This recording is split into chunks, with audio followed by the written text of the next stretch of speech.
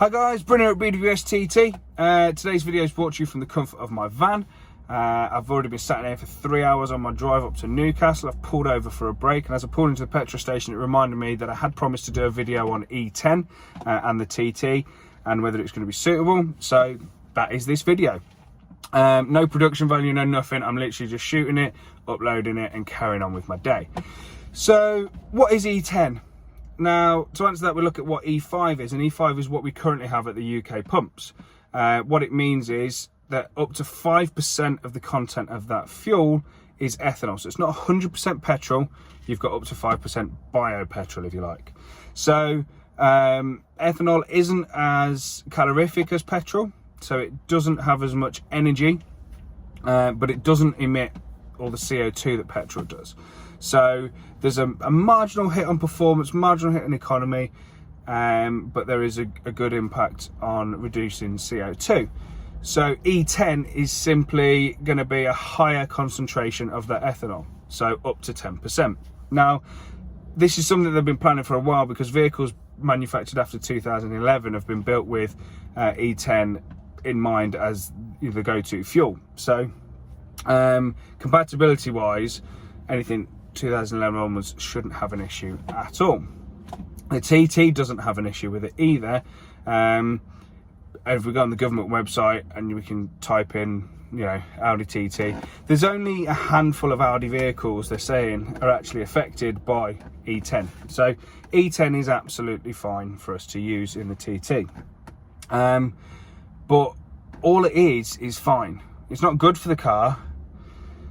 It's just acceptable. And the reason I say that is basically E10 is only going to be 95 octane fuel.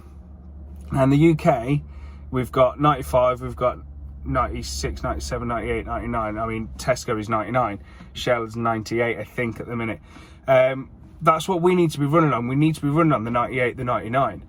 And they're staying at E5 content, not E10. So actually, this E10 switchover shouldn't affect 180 drivers and 225 drivers. Now, the 150 doesn't have to be run on the higher octane fuel. The V6, it's marginal, the differences. Just to explain that a little bit further without going into too much detail, the higher the number, the harder it is to ignite that fuel. So as we're pumping loads of air in with a turbo vehicle, and we're getting the cylinders hotter than they would be on a naturally aspirated engine, we are running the risk of that fuel igniting early. So we want to prevent that. We want to use a higher rated fuel so that doesn't happen. Now on the 150, where there's less boost, less power, it's not an issue. Obviously the 3.2 is naturally aspirated, so less of an issue. So for the majority of TTs, which are the 180s, the 225s, you need to be running the higher octane fuel anyway. So don't worry yourself about E10. If you're pulled over and you just having to use whatever garage you can and you're sticking some 95 in and it's E10, don't worry about it. It's not going to harm the vehicle in any way, shape or form. You can use it, but you should be trying to use E5, 98, 99 anyway.